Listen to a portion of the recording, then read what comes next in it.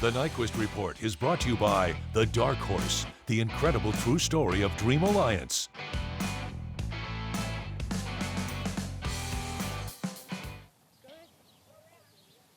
And it's time for today's NYQUIST Report for the first time right outside of NYQUIST Barn.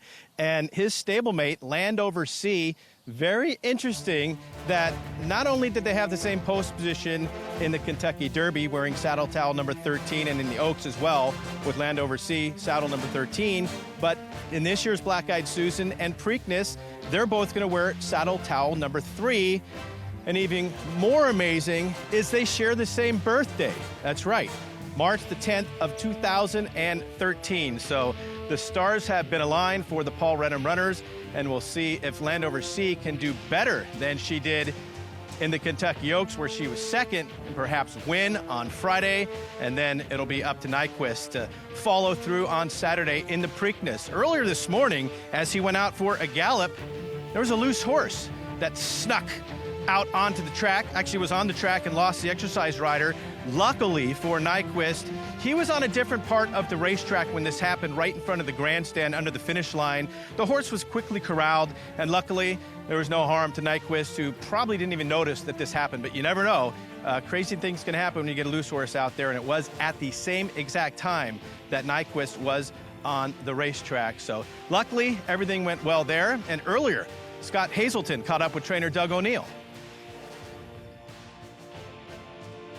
Trainer Doug O'Neill back in Baltimore, just a few years removed from an experience that panned out quite well with I'll Have Another. How does this compare, this return to Pimlico with the Kentucky Derby winner this year with NYQUIST? It's incredible. You know, to come to Baltimore with a Derby winner, it's just such an unbelievable feeling. And, you know, the whole crew here at Pimlico really do such a wonderful job and roll out the red carpet for a horse like NYQUIST. It's just been a great experience. Do you feel more relaxed having been down this path before? I do. I think we all do. You know, it's 2012 was such a great experience, but it went so quickly, and it's kind of a blur, really. And so this year, you know, we're trying to really live in the moment and enjoy every part of it, and it's been a great journey. How's everything gone in the days since the first Saturday in May? Really good. We got NYQUIST here on Monday, so he settled in. He's been in here a good amount of time. Great energy. His appetite's super. The team's happy, and again, when we get here in the morning and we see how well he's doing, the whole rest of the day has been great. How about the post position? I think the post is fine. You know, with his gait speed, it probably doesn't matter as much, but you know, breaking from the 3-hole, Mario will send him away from there, get good position, and I think we're going to be okay.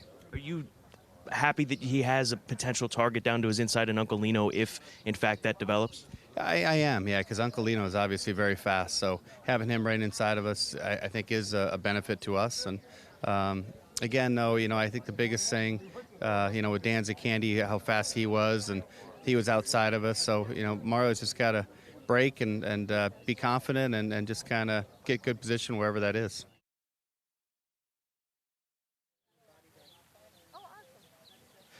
Well, and earlier this morning, after Scott had caught up with Doug O'Neill, NYQUIST, as per usual, took to the track.